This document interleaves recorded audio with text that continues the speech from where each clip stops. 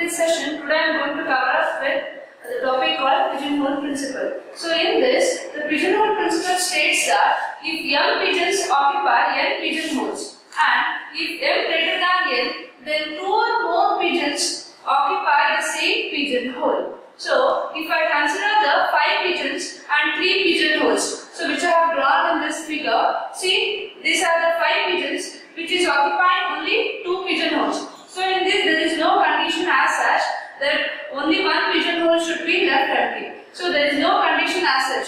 Even 2 pigeonholes can be empty and only in 1 pigeonhole all 5 pigeons can be occupied. Or in 2 pigeonholes, one pigeonhole can occupy 2 pigeons and one pigeonhole can occupy 3 pigeons. So one hole is left empty. Or else you can distribute very simple way, that is 1 in 1 pigeonhole, 2 in 1 pigeonhole and 1 more pigeon in other, 2 more pigeon in other pigeonhole. So in this way you can arrange these pigeons. It has to be fit into the pigeonholes. So I have considered 5 pigeons and 3 pigeonholes. So if I consider the m as pigeons and n as the pigeonholes, which is stated in the principle, pigeonhole principle, where m is always greater than n. So if I consider that as, in generally, p plus 1 is equal to m, where m is what? Pigeons and n is what? Pigeonholes. So that can be rewritten as what? P is equal to m minus 1 divided by n with the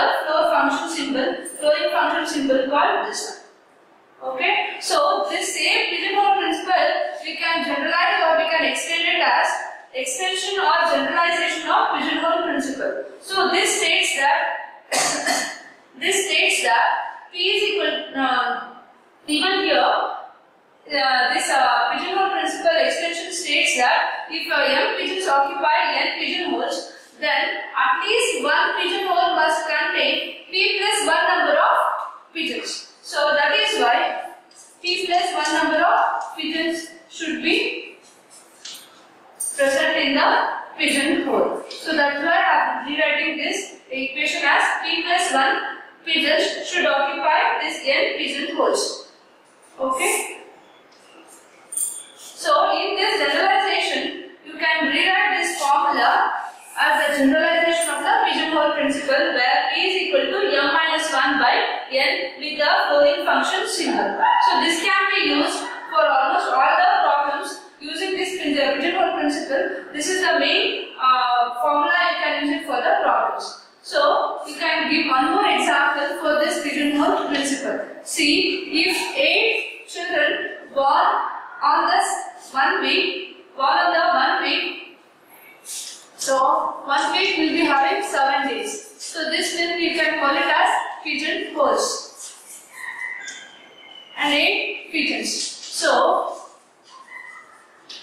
8 children will born in 1 week. So in these 7 days in a week, that will be considered as a pigeonholes, and 8 will be considered 8 babies can be considered as pigeons.